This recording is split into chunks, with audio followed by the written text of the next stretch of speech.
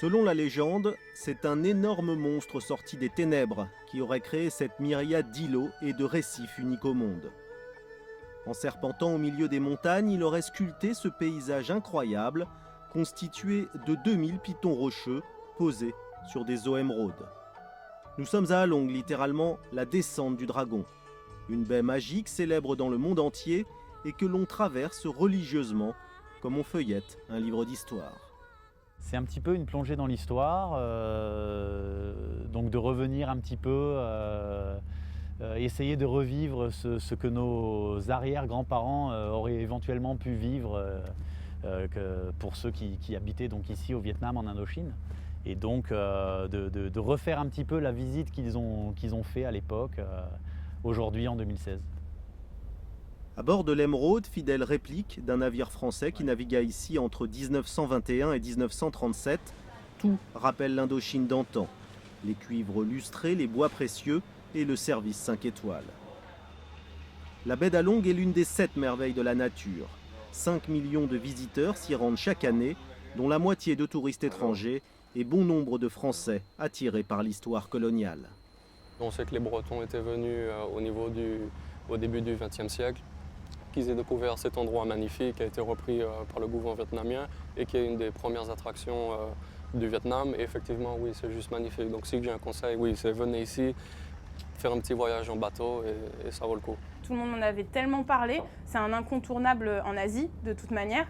Puis sur un bateau, en plus qui fait office de souvenir de la colonie française, donc c'est encore mieux, une petite touche française qui fait que vous pouvez découvrir toute la baie d'Along. Oui, c'était un rêve de faire une croisière et j'en ferai sûrement beaucoup d'autres. Si la barrière minérale protège un peu les habitants du site des terribles typhons, elle ne les a jamais mis à l'abri des envahisseurs. Les Chinois d'abord, qui ont occupé le site pendant 1000 ans, puis les Français, qui ont découvert ces grottes, les plus grandes du Vietnam. Ce lieu exceptionnel, Jean Garcia le connaît par cœur. Il vit au Vietnam depuis 17 ans, mais c'est la première fois qu'il y emmène sa petite fille. Et les jours où il y a une clarté comme celle-ci, avec une brume, on croirait des anciennes peintures d'encre de Chine. Là, on retrouve une atmosphère un peu fantomatique, où on découvre les îles au fur et à mesure qu'on avance. Cette ambiance, on peut le trouver que là. Dernière étape de cette journée dans la baie d'Along, la visite des fermes de perles. Regarde Adèle, on va arriver dans une ferme et ici on fait de l'exploitation. Tu sais, des huîtres, des coquillages, comme au Vietnam, au Chien. Et dedans il y a des perles. C'est comme tu les aimes, voilà, pour tes princesses. Une autre légende raconte que pour protéger la baie, la princesse du ciel fit construire une muraille de nacre. C'est pour cela que les perles tirées des huîtres d'Along sont célèbres dans le monde entier. Joyaux cachés au fond des eaux, ils font la joie des touristes et la fortune des commerçants qui s'arrangent même avec leurs petits défauts. Vous voyez, madame? Ouais. Un défaut ici. Mais pas de problème. On peut percer un trou ici pour cacher le défaut.